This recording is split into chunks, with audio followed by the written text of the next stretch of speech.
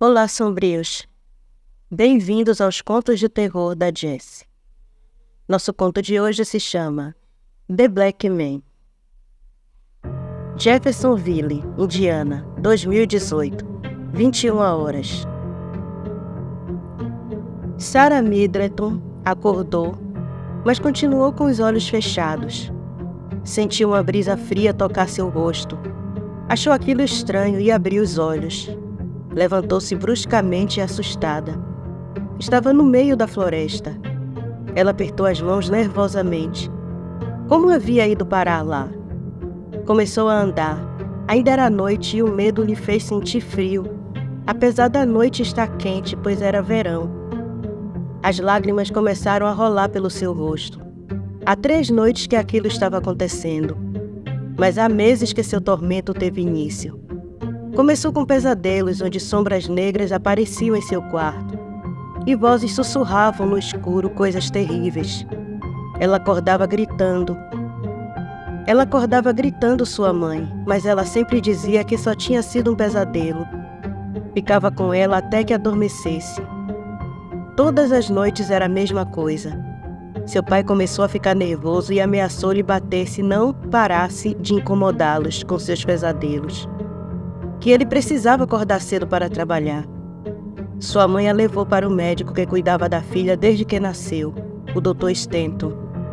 Passou a manhã inteira a examinando e depois chamou sua mãe e disse que Sarah sofria de terror noturno. Passou um medicamento para ser usado antes de dormir e tudo ficaria bem. Mas não foi o que aconteceu. Sarah passou a acordar todas as noites no meio da floresta sem saber como chegou ali. Ela andava a passos rápidos. Queria chegar logo em sua casa. Sabia que saía pela janela, mas não se lembrava de tê-la aberto. Já podia ver sua casa e viu sua janela aberta no 2º andar da casa. Ficou feliz de sua mãe ter aquela jardineira de parede na lateral da casa. Assim ela poderia escalar e voltar para o seu quarto, como fez nas outras noites. Mas aí ela escutou. Eram estalos como aqueles dos galhos das árvores que fazem quando o vento balança de leve. Sarah olhou assustada para trás. As árvores estalavam, mas não havia vento. Mais uma névoa se espalhava por toda a floresta. De repente uma árvore rangeu como se fosse cair, e Sarah gritou com o que viu. Ela correu, mas não mais em silêncio. Gritava por seus pais. Os estalos iam aumentando como se os galhos estivessem quebrando. Sarah saiu da floresta e conseguiu chegar à porta de sua casa. Chorava e gritava por seus pais, enquanto esmurrava a porta. Podia ouvir seu pai esbravejar, prometendo-lhe uma surra, e seus passos firmes descendo as escadas. Naquela altura ela estaria feliz com a surra. Mas quando seu pai abriu a porta, só encontrou rastros de sangue na porta e algumas unhas presas na madeira. O corpo de Sarah Middleton, de 12 anos, nunca mais foi encontrado. Por meses, buscas foram feitas por toda a floresta, em frente à sua residência. Seus pais foram investigados. Seu pai, por ser um homem sem muita paciência e muito ignorante, foi investigado mais a fundo. A polícia suspeitava que, por ter um comportamento agressivo, ele tivesse feito algo com a filha, o que deixou o homem mais nervoso. O quarto de Sarah foi vasculhado e a única coisa fora do comum que encontraram foi um desenho tosco da floresta em frente à sua casa e um homem de terno preto que olhava para a casa. Abaixo do desenho havia uma frase: "O homem de preto me observa da floresta." Havia outro desenho da janela de seu quarto e uma mão com outra frase escrita: "O homem de preto arranha minha janela." Depois de saber do diagnóstico de terror noturno da menina, os investigadores chegaram à conclusão que ela estava sofrendo alucinações. A conclusão da investigação foi sequestro, mas o pai de Sarah nunca achou que se tratava de um sequestro, pois ele teria visto um carro ou alguém correndo, mas não foi isso que aconteceu. Sua filha tinha evaporado no ar, e ele jurou podia ouvi-la gritar por socorro. Parecia estar à sua frente, mas não havia nada lá. Disseram que ele provavelmente estava bêbado. O homem não suportou ver as buscas encerradas e tirou a própria vida sentado numa poltrona vendo um noticiário na TV. Sua esposa foi embora da cidade e nunca mais soube-se dela. A antiga casa dos Middleton foi tomada pelo banco por falta de pagamento e adquirida em 2019 pelos Foster. Christopher é o pai, May a mãe e os gêmeos de 12 anos, Edward e Alphonse. Christopher se mudou com a família para Jeffersonville, atendendo a uma oferta de trabalho como arquiteto. Iria trabalhar nas reformas das propriedades históricas da cidade. Ele aproveitava os fins de semana para reformar a própria casa. Ele e sua esposa estavam felizes por seu amigo Dr. Stanton ter achado aquela casa para eles. Era perfeita. Seus filhos adoravam ter uma floresta em frente à casa para explorar. 3 meses depois, a casa estava toda reformada. E Christopher chamou Stanton para um churrasco ao ar livre para comemorar. Entre um hambúrguer e uma cerveja, Stanton perguntou: "Então, Chris, está gostando da cidade?" "Nossa, Cal, é um sonho esse lugar. É um baque sair de Nova York para cá, mas estou adorando o lugar, as pessoas e nossa casa. Eu sabia que iria gostar. Depois não diga que eu nunca fiz nada por você. Olha só, os garotos estão adorando isso aqui." "Estão mesmo. Se deixar, eles praticamente moram na floresta." May falou, trazendo mais cervejas. Eles não sabiam, porém mais alguém os observava da floresta. Alguém bem alinhado, vestido um terno preto. O churrasco seguia tranquilo e muito alegre. Os garotos correram tanto que caíram exaustos na grama perto dos pais. O Dr. Stanton os observava e falou para Chris: "Eles parecem bem espertos. São o suficiente para não se meterem em encrencas, mas os dois têm uma inteligência acima da média. Eu e May demos sorte em encontrar você, Cal, ou não teríamos essas bênçãos." "E deram mesmo. Vocês foram as minhas últimas inseminações naquele ano. Depois fui a um seminário na Alemanha, e quando voltei comecei uma nova pesquisa. Mas fico feliz de ver que deu certo depois de muitas tentativas falhas." "Você tem mãos mágicas, doutor. Vieram logo 2. Todos riram muito e ao fim do dia, o Dr. Stanton se despediu de todos e voltou para sua casa. Em seu escritório, foi até seu cofre particular. Digitou sua senha e pegou os documentos.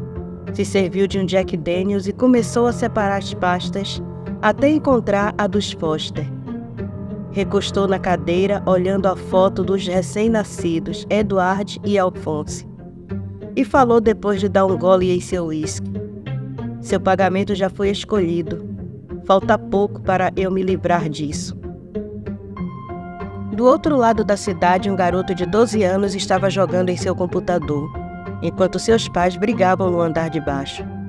Thomas Collin colocou os fones para não escutar as palavras ofensivas que seus pais diziam um para o outro, sem se importar se aquilo o traumatizaria.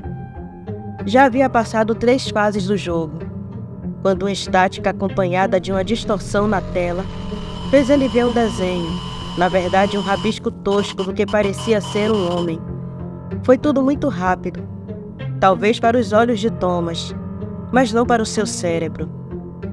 Thomas esfregou os olhos e olhou para a tela, onde o jogo rodava normal. Voltou a se concentrar no jogo, quando ouviu o som de galhos de árvores estalando. Ao início era fraco, mas ficou tão alto que ele arrancou os fones, respirando ofegante, e a única coisa que ouvia era seus pais que ainda brigavam. Ele olhou em volta do quarto e pela primeira vez a escuridão o assustou. Ouviu um arranhão vindo da janela, e quando olhou, viu os galhos da árvore do jardim se fecharem como uma mão arranhando o vidro, e um sussurro rouco em seu ouvido vindo de um canto escuro: "Thomas." O coração de Thomas batia tão rápido que ele podia ouvi-lo. Ele correu para a porta, mas viu uma mão negra segurar a maçaneta, o impedindo de abrir. O garoto ainda podia ouvir seus pais e abriu a boca para gritar. mas antes que conseguisse foi arrastado pela janela do quarto, quebrando a mesma. Aquela área da cidade era onde ficava a comunidade mais simples. Era uma área residencial bastante arborizada. Já era a quarta criança que desapareceu naquela localidade. Ou eram praticamente arrancadas de dentro de suas casas ou sumiam na floresta sem deixar vestígios. Dependendo da forma como sumiram, sobravam apenas gotas de sangue. O detetive Oliver Wells estava até o pescoço de denúncias, reclamações e relatórios para serem preenchidos. Seu chefe não lhe dava sossego, e ele não tinha noção de como esses desaparecimentos estavam ocorrendo, sem deixar pistas ou digitais. A casa do garoto foi investigada. Seus pais, seu computador, foi levado para ser periciado. Talvez ele estivesse em contato com algum pedófilo que acabou sequestrando ele.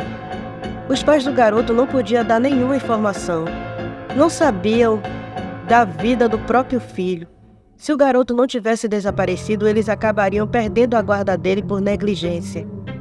O detetive Wells saiu da cena para não dar na cara dos pais cínicos, chorando pelo filho desaparecido quando negligenciavam o garoto. Ele voltou ao quarto e sentou na cama do jovem Thomas. Olhou em volta, se colocando no lugar do garoto. Imaginou quão solitário ele deveria se sentir. E naquele momento ele foi levado à sua própria infância. Sua mãe havia morrido e o pai o criou. Como ex-militar, era extremamente rígido. Não que ele andasse fora da linha, mas se saísse 1 centímetro que fosse. Lembrou das vezes que era surrado por estar com medo de entrar no quarto. Lembrou do seu refúgio nesse momento. E se levantou da cama e se enfiou embaixo da cama do garoto. Deitado lá, se virou de barriga para cima e percebeu algo escrito na madeira da cama. Pegou uma lanterna e iluminou e viu praticamente um diário.